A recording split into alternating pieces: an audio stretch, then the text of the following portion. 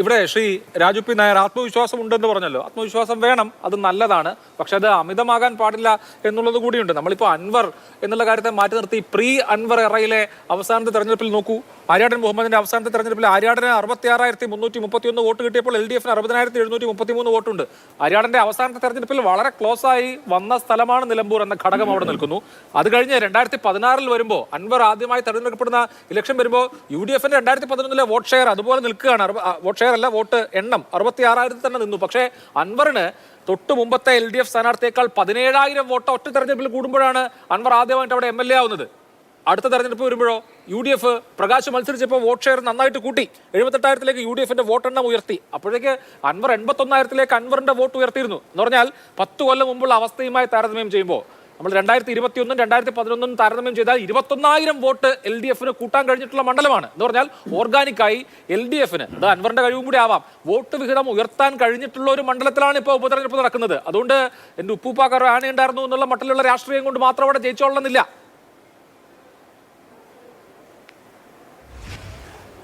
ഞാൻ അതിലേക്ക് എത്താം. അതിന് മുമ്പായിട്ട് ഒന്ന് രണ്ട് കാര്യങ്ങൾ പറയട്ടെ. ഇവിടെ ശ്രീ ശങ്കുട്ടിദാസ് പറഞ്ഞു വന്നപ്പോൾ അവസാനം വളരെ കൃത്യമായിട്ടുള്ള കാര്യം പറഞ്ഞു. കോൺഗ്രസിൻ്റെ പ്രശ്നം എന്ന് വെച്ചാൽ ഞങ്ങൾ ഇത്രമാത്രം BJPയുടെ സ്ഥാനാർത്ഥിയെ വേണം എന്നോ അല്ലെങ്കിൽ ഞങ്ങൾ ആഗ്രഹിക്കുന്നതിൻ്റെ കാര്യം എന്താണ് എന്ന് പുള്ളിയുടെ രീതിക്ക് പറഞ്ഞു. അതുതന്നെയാണ് ഇതിൻ്റെ പ്രശ്നം. BJP അവിടെ മത്സരിക്കാതിരിക്കുന്നത് എന്തിനാണ്? കോൺഗ്രസിനെ പരാജയപ്പെടുത്താൻ വേണ്ടിയിട്ടാണ്.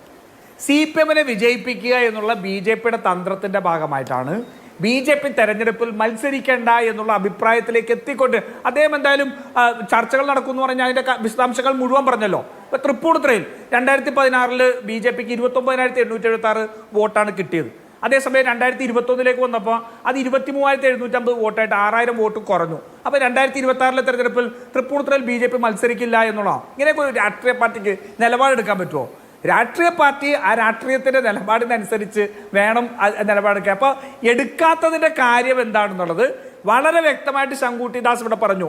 ഞങ്ങൾ മത്സരിക്കാതിരിക്കുന്ന സാഹചര്യമുണ്ടെങ്കിൽ അത് CPMന് സഹായകമാകും.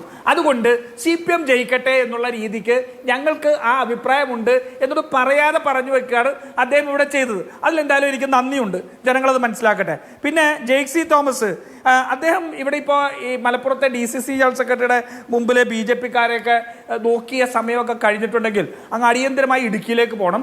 എസ് രാജേന്ദ്രൻ്റെ വീടിന് മുമ്പ് നിൽക്കുന്ന BJPക്കാരെയൊക്കെ ഓടിച്ചുവിടാൻ അങ്ങയുടെ ആവശ്യം അവിടെയുണ്ട്. അതുകൊണ്ട് അടിയന്തരമായി അങ്ങോട്ട് പോകുന്നത് നല്ലതായിരിക്കും. കേരളത്തിൻ്റെ മതേതരത്വം സംരക്ഷിക്കാൻ വേണ്ടിയാണല്ലോ. അതുകൊണ്ട് ഒന്ന് അവിടെ പോകുന്നത് നല്ലതായിരിക്കും എന്നാണ്. പിന്നെ അന്തസ്സുള്ള സ്ഥാനാർത്ഥി ഉണ്ടാവുന്നതാണ്. എനിക്കൊരൊറ്റ അഭിപ്രായം പറയാനുള്ളൂ. അന്തസ്സുള്ള സ്ഥാനാർത്ഥിയെ ഇപ്പം കണ്ടുപിടിക്കുമ്പോൾ 10 വർഷം കഴിഞ്ഞ് അന്തസ്സില്ലാത്തവനായിട്ട് മാറാത്ത സാഹചര്യം നോക്കണം.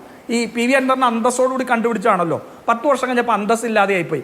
ഇങ്ങനെയുള്ള ഇതൊന്നും അടിച്ചു വന്നിരുന്നിട്ട് കാര്യമില്ല ജയിക്കാൻ. ഞങ്ങൾ പറയുന്നത് എന്താ? ഞങ്ങളുടെ ആത്മവിശ്വാസം എന്താ?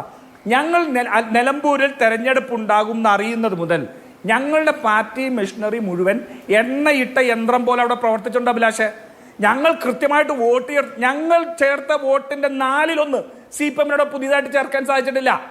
ഞങ്ങളവിടെ കൃത്യമായിട്ട് ഞങ്ങളുടെ മുഴുവൻ മെഷീനറി ഞങ്ങൾ ആക്ടിവേറ്റ് ചെയ്തിട്ടുണ്ട്. ഞങ്ങൾക്ക് നോക്കൂ, തെരഞ്ഞെടുപ്പ് പ്രഖ്യാപിച്ച പിറ്റേ ദിവസം സ്ഥാനാർത്ഥിയെ പ്രഖ്യാപിക്കുമ്പോൾ ഞങ്ങളുടെ മുഴുവൻ മെഷീനറി പുറത്താണ്. ഞാനതാ പറഞ്ഞത്, ഇവിടെ സ്ഥാനാർത്ഥിയെ പ്രഖ്യാപിക്കുന്നതിന് മുമ്പ് ഒരുപക്ഷെ ഞങ്ങളുടെ ഒരു റൗണ്ട് ഭവന സന്ദർശനം കഴിയും. അതാണ് ഞങ്ങളുടെ ആത്മവിശ്വാസം. നിങ്ങൾ ഈ പറയുന്നുണ്ടല്ലോ പാലക്കാട് എത്ര വോട്ടുണ്ടായിരുന്നു BJPക്ക്, എന്നിട്ട് എന്താ ഉപതെരഞ്ഞെടുപ്പ് പാലക്കാടിന്റെ വോട്ട് 12,000 13,000 വോട്ട് താഴത്തേക്ക് പോയത്?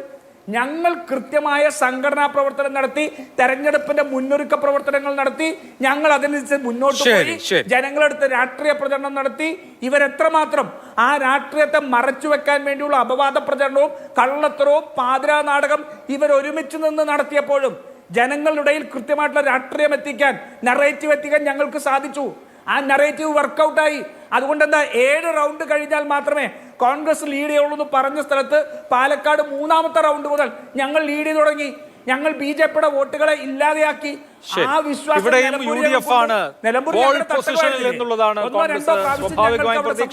എനിക്കൊരു ഇടവേള വേണം. ഇടവേളയ്ക്ക് ശേഷം മടങ്ങിയിട്ട്